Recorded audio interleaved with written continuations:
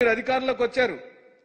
అదే ప్రధానమంత్రి, అదే నరేంద్ర మోడీ గారు, అదే ఎన్డీఏ ఈ రోజున గవర్నమెంట్ ఫామ్ చేసినప్పుడు ఓ పక్కన నీతో పాటు సహచరుడైన నితీష్ కుమార్ గారు డిమాండ్ చేసినప్పుడు మీరెందుకు డిమాండ్ చేయలేకపోతున్నారని వైఎస్ఆర్సీపీ ప్రశ్నిస్తుంది మిమ్మల్ని. మీరు డిమాండ్ చేయమని అడుగుతున్నాం. మీరు సాధించుకునే శక్తి ఉంది. ఎందుకంటే మీరు చక్రాన్ని బాగా తిప్పగలుగుతున్నారు. ఇప్పుడు ఆంధ్ర రాష్ట్రానికి చాలా ఉపయోగం కూడా. మీరు ఎంత బాగా చక్రం తిప్పగలిగితే ఈ ఆంధ్ర రాష్ట్రానికి అన్ని మేళ్లు జరుగుతాయని ప్రజలు నమ్ముతున్నారు. మీ అధికారాన్ని దుర్వినియోగం చేసుకోకుండా ప్రజలు ఇచ్చిన మద్దతుని ఓ 4,12,12 మంది ఓటర్లు ఉంటే మీకు 1,53,84,576 మంది ఓట్లేశారు.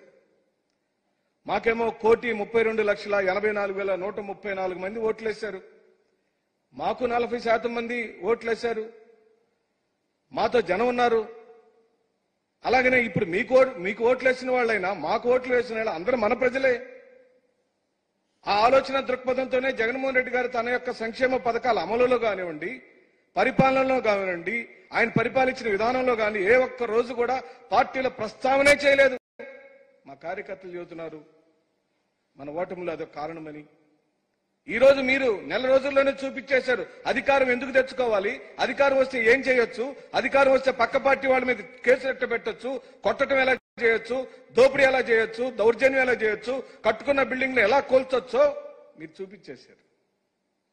జగన్మోహన్ రెడ్డి గారు ఆ పాలసీ నమ్మలేదండి. ఆ పాలసీ నమ్మలేదు కాబట్టే ప్రతి ఒక్కళ్ళకి తెలుగుదేశం అయినా, బీజేపీ అయినా, కాంగ్రెస్ అయినా, లేదా కమ్యూనిస్ట్ పార్టీలైనా, జనసేన కార్యకర్తలైనా వైఎస్ఆర్ కాంగ్రెస్ పార్టీ పరిపాలనలో, జగన్మోహన్ రెడ్డి గారి పరిపాలనలో పూర్తిగా సంక్షేమాల్ని తీసుకున్నారు, అనుభవించారు.